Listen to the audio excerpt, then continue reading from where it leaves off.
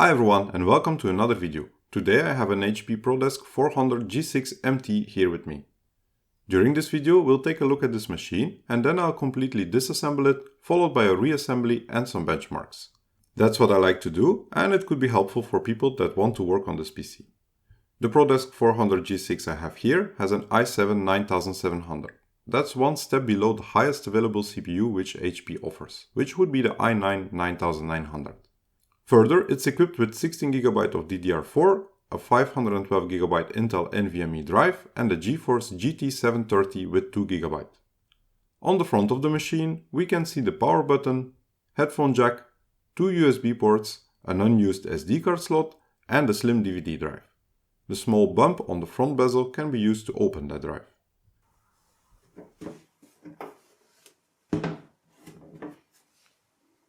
On the back of the machine, we have audio, DisplayPort, VGA and HDMI.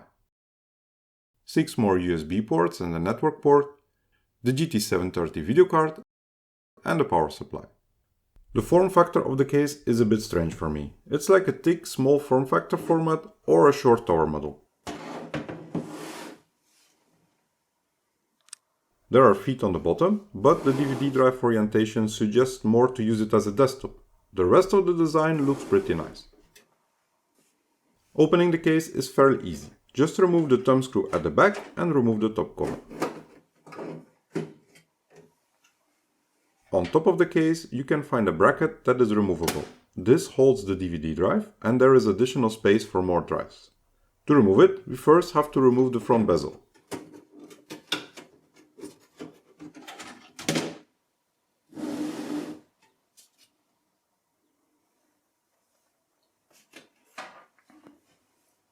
Then we can disconnect the DVD drive and slide that one out.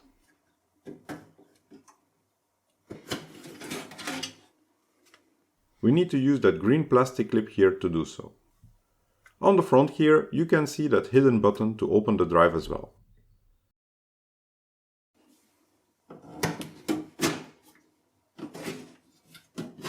Now we can get that frame out of the way, which, as mentioned, has space for more drives. That allows us to get a better look at the rest of the components. We can see the CPU cooler, video card and memory here. To continue, let me remove the power connectors from the motherboard. Power for SATA drives runs through the motherboard as you can see.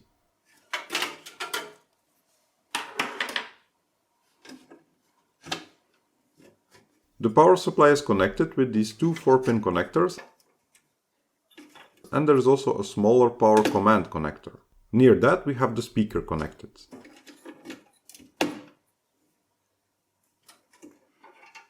Time to remove the video card. This can be done without any tools again.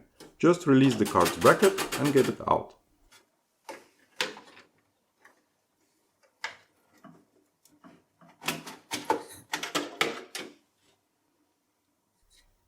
Here we have a better look at it. This is an official HP provided optional card. Not sure why one would really choose that besides having more connectivity, as it's hardly faster than the integrated graphics. But more about that later. All that's left connected is the SATA cable and case fan. To remove the motherboard, we first need to unscrew the 7 screws holding it in place.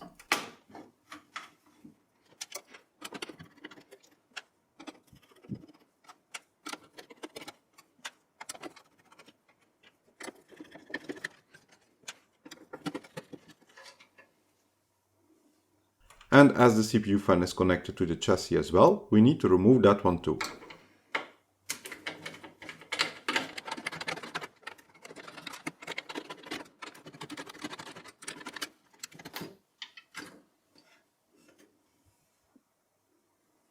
Now the board is free and we can get it out. Carefully lift it up in the front, then you can get it to move forward, allowing you to move it out. There is not a lot of space to do so, and to be sure I removed the memory first.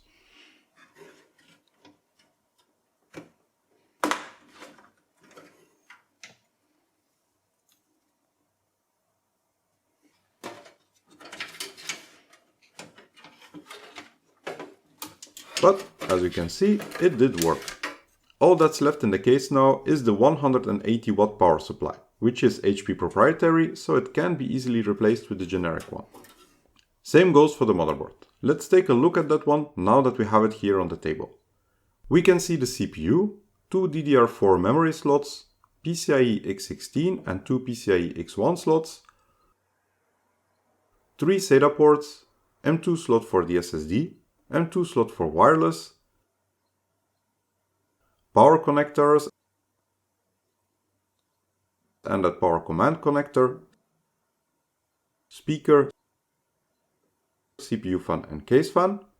The yellow button is for a CMOS reset, and here we also have a password reset jumper. The front LEDs and button are fixed on the motherboard here. Looks like there is also a header for an SD card reader, but it seems to be missing in the case. Good to know as well is that you can find an interactive system board viewer for this model on HP's website. This is really nice and very useful if you ask me. Back to the board. To remove the CPU, we can just open the socket and get it out.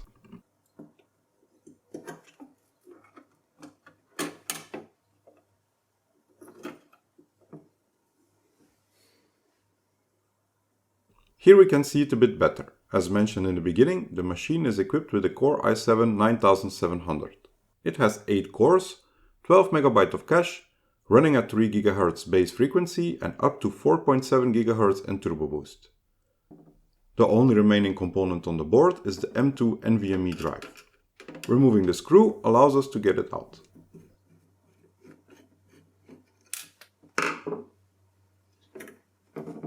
A closer look shows that this is a 660p series Intel SSD. It should have a read speed of 1.5 GB per second and write up to 1 GB per second. Let's see if we can get there with the benchmarks later. Before we start the assembly again, let's see what we have here.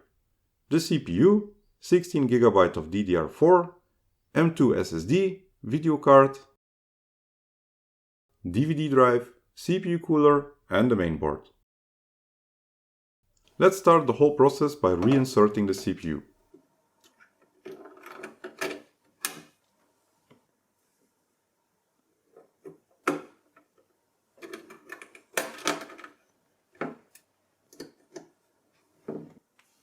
Followed by the 16 GB DDR4 module.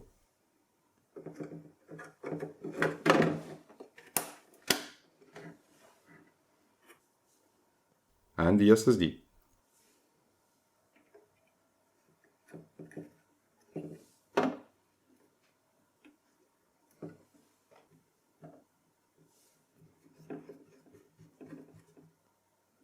That's all we can do while the board is out. For the rest, we need to reinsert the mainboard in the case.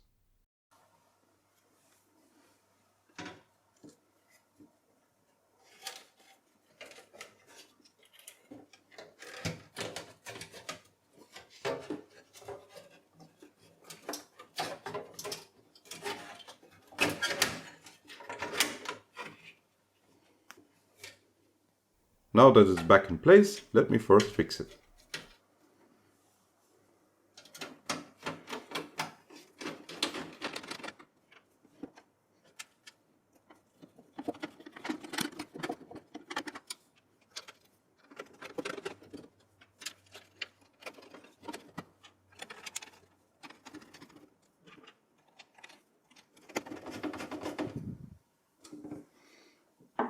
Once that's done, we can put some fresh thermal paste and put back the CPU cooler.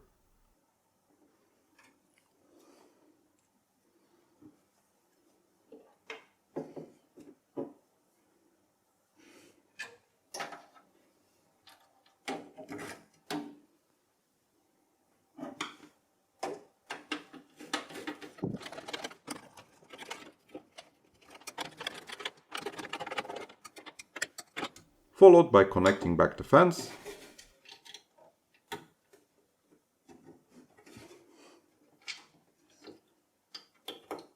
and the power connectors to the motherboard.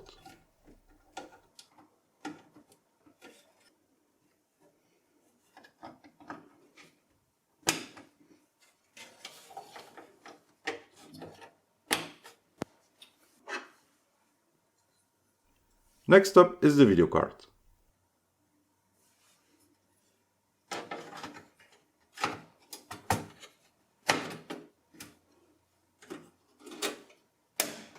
Once that one is back into place, we're almost there and we can reconnect everything for the DVD drive, the SATA cable and power.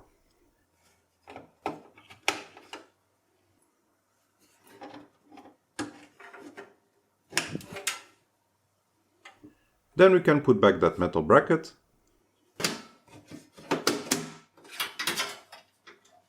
reinsert the DVD drive,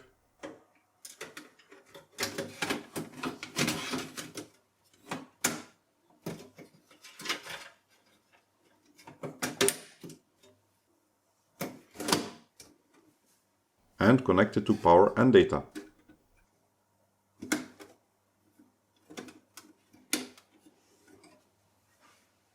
Finally, we can put back the front cover and close up the case completely.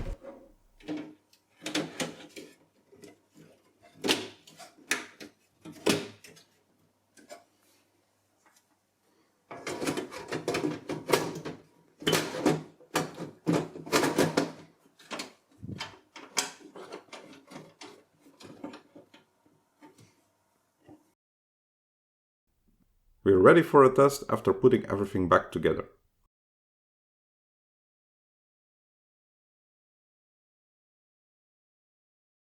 I pressed F10 to enter the BIOS setup, so let's have a look at the system information here. The device model is an HP ProDesk 400 G6MT, as we already know, with an i7 9700 and 16GB of RAM. The advanced settings also show us the SSD. Let's exit the BIOS setup and boot into Windows 11.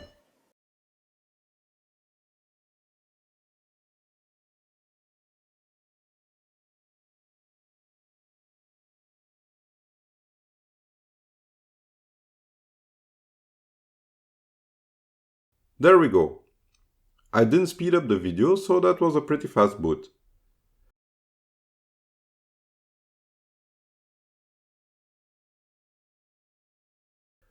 In About this PC, we can see once more the same specifications.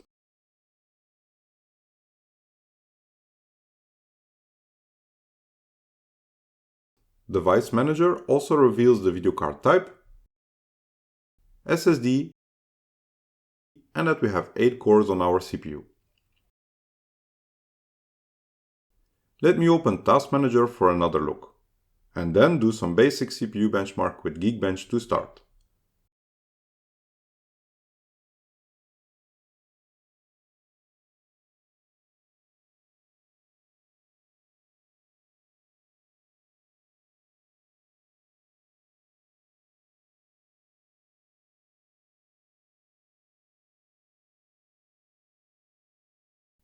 Almost 6000. This is not bad at all. Definitely enough power for the more serious work. Pretty much in line with previously tested machines as well, as you can see here.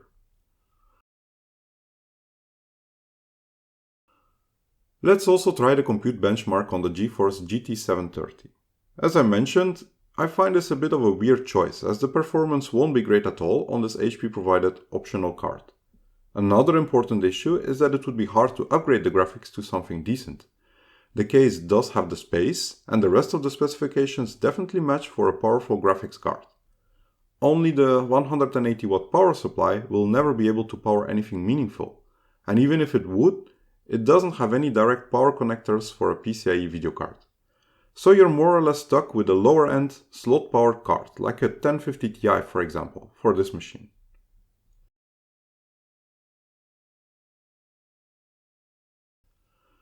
$3,700. As expected, this is nothing spectacular. Clear as well if you compare this with earlier tested systems and cards. Next to test is the SSD, which I will test with AGA system test. Not bad. Let me retest with a larger file size.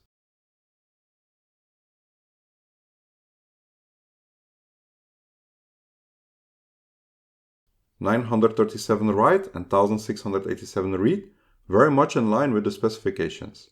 Write is slightly below the given 1 GB per second, but read is higher than advertised. Last test is Browser Bench. Not the best test, but a good indication of performance and day-to-day workload.